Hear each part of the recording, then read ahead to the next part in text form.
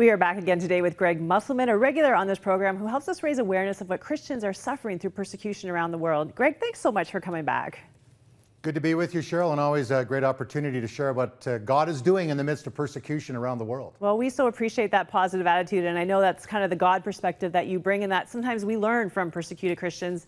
Today I want to talk about a country that a lot of people that I talked to around me and said we're going to talk about have never heard of it. Eritrea used to be part of Ethiopia, and it's one of the biggest human rights abusers in the world. It's crazy that people haven't heard about it. Tell me about Eritrea. Well, in May of 2002, as a result of the growth of the evangelical church and the government there, very paranoid of anything that they see as maybe undermining their government.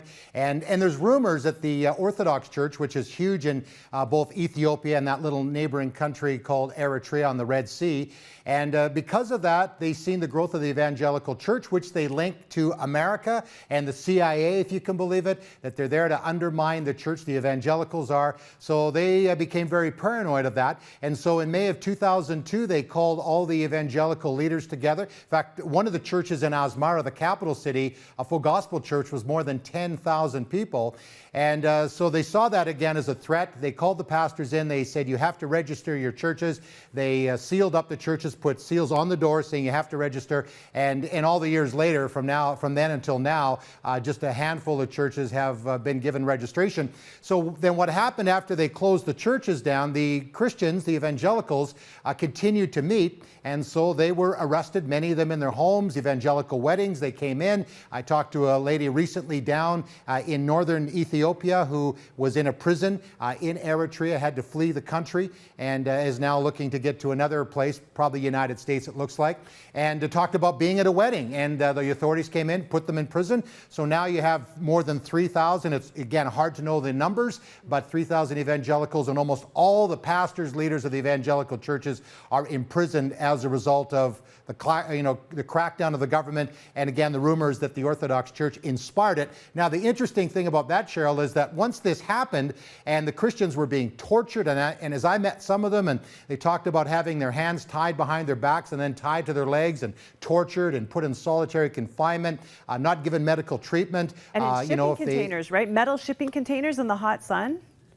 Yeah, metal shipping containers, military camps, and yeah, those kinds of, it's where they're, in the shipping containers, very little light, no place to go to the bathroom really. And and some of the ones that I met there in 2003, so a year after this crackdown happened, I met some of the believers, and sad to report that they were imprisoned about a month after we were there and are still in prison today. Wow. So the conditions are horrible for the evangelicals there, and yet in the middle of all that, there are still some good things happening.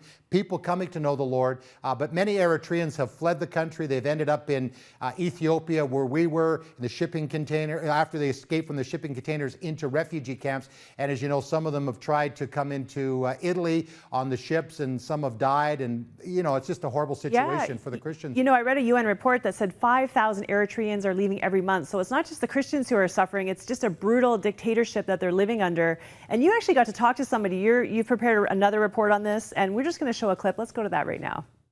One of them was Tekea, who knows firsthand the brutality the Eritrean authorities will use against evangelicals in order to get them to renounce their faith or try and break them. Tekea, who served in the military in the early 1990s when Eritrea gained independence from Ethiopia after a brutal war, was arrested in 2011 for his ministry as an evangelist and was sent to a military prison. There were so many problems. There was lack of food. They would give us 2 pieces of bread once a day at lunchtime. There was lack of water to drink. We could only wash our bodies once a week. There was no shade from the sun, and it was very hot. 7 times you were tortured. Can you tell me some of the things that they did to you? We would be working a lot at night. If we were caught preaching, the guards would push us to the ground. This was the military punishment. They hold us down and would tie us up with a rope for 72 hours. That would go on all day and all night. They would tell us not to do it again. Tekea's wife also suffered for her faith, having been beaten and imprisoned. In 2011, while attending a house church meeting, she was arrested and hauled off to prison along with her 6-month-old baby and separated from her other children. Takea was still serving in the military and away from home. She was arrested 3 times, and the last time she was in prison for 7 months. After she got out of prison for a medical checkup for the baby, she used that opportunity to escape from the prison. Soon afterward, with the help of other evangelicals, Takea's wife and children fled to Sudan and eventually came to this refugee camp in northern Ethiopia, where they would wait for Takea to join them. For 4 months, I studied where the easiest place was to escape. Then one night, while I was working, and it was dark, I walked out. After half an hour, I went to some Ethiopian troops. The Ethiopian soldiers would take him to a refugee office, and a family reunion would soon follow. After being separated from your wife for 2.5 years, what was it like when you finally got together in that refugee camp? The problems I passed through were not easy, but I was glad to meet my family again. When I saw them, I was just so happy. I praised the Lord. Greg, what is it like for people in Eritrea? You know, one of the things that's unique, I think, about their situation is that a lot of people aren't even aware that that country exists, much less how Christians are suffering. So what is it like when you show up and you say, you know what, we're going to raise awareness of what you're going through?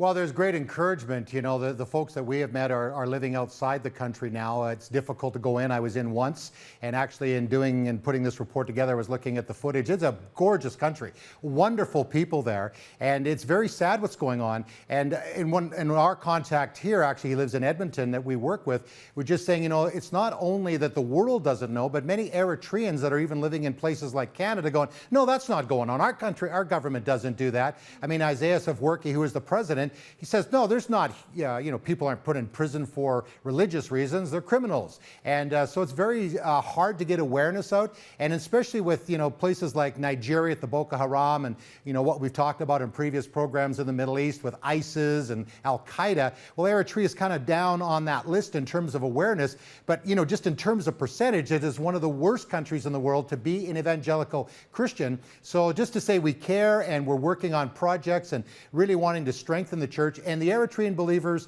are very excited when they think about the prospect of perhaps getting back into the country and helping the church to be strong again. But in the middle of all that, many people are still coming to know the Lord, even though the church is underground. And I think, too, you know, when you're talking about such a closed country, similar to North Korea, people actually can't get in. So the only kind of witness you can have about what's really happening there are people who escape. Yeah, people that escape, and we do have contact within the country, so they are able to get, you know, some reports out. As in North Korea, it's just a little bit more difficult there.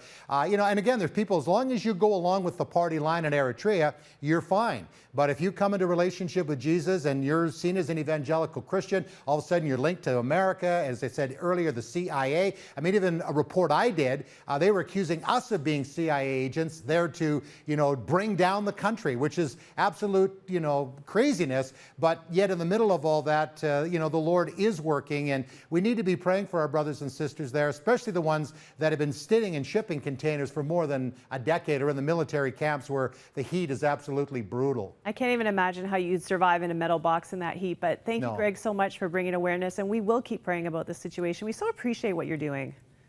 Thanks, Cheryl. I appreciate what you're doing as well. Keep praying for Eritrea and all the Christians suffering around the world for persecution. You know, our prayers do make a difference, and our brothers and sisters need to know that we are standing with them. So thank you for your heart to care for the persecuted church and our brothers and sisters. We can make a difference.